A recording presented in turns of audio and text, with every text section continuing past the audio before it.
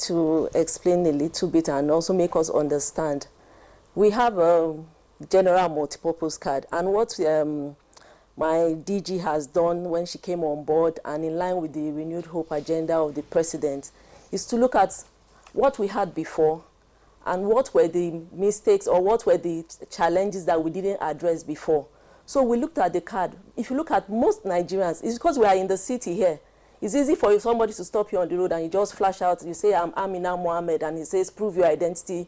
You bring out your driver's license, you bring out your international pass or something else that you have in your bag. But when we go into the hinterlands, these are people that have never had access to banking.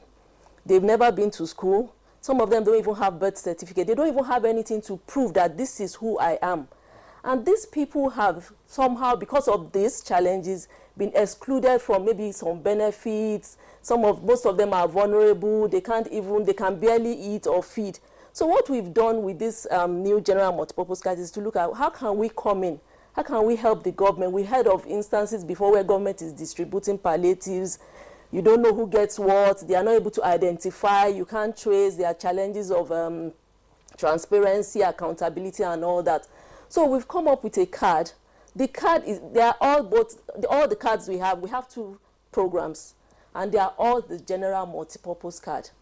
It's not different. You can't have a general G2P and then they are all the same. But what we are doing with the G2P is to ensure that these G2P cards are program-based. So maybe Ministry of Agriculture has palliatives and programs that they want to give out to citizens. So this card is issued and is used. It has multiple wallets. So each of these wallets is assigned to maybe a particular agency or a particular program which citizens can benefit from. The major focus right now is on the vulnerable and the excluded from the society. A lot of people, we've seen... How do you want to get them to register for the G2P cards, the vulnerable that you're talking about? That is why I said it is program-based. So maybe now, like he said, we already have something ongoing with Ministry of Agriculture. And Ministry of Agriculture wants to issue these cards to 2 million farmers. They have identified where the farmers are. So NIMC is going to work with them. They are going to create a farmers registry using the NIN as the foundation. So for those that already have the NIN, Ministry of Agriculture will build on it by asking them, where is your farm? What is the size of your farm? What crops do you deal in? So they are able to build a registry and know these farmers and what they do. For those that don't already have a NIN, they will be registered. So when they are registered and they are already in the farmers registry, they will be issued these cards.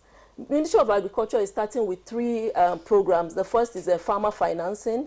They are also doing input distribution, giving them crops, fertilizers, and all that. And then they're also giving extension services to these farmers. So what happens is maybe like fertilizers now, you get maybe like your wallet in the card. Maybe a particular farmer is assigned maybe 20 bags of fertilizer. He goes with this card to the maybe distributor or the vendor. We've had instances in the past where vendors sell these subsidies and all that in the open market. So what you do is you go there, present your card. Maybe you want to take 10 bags of fertilizers, you take 10 bags of fertilizers.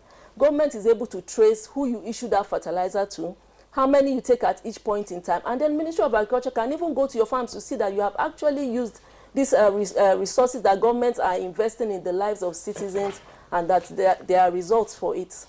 All right.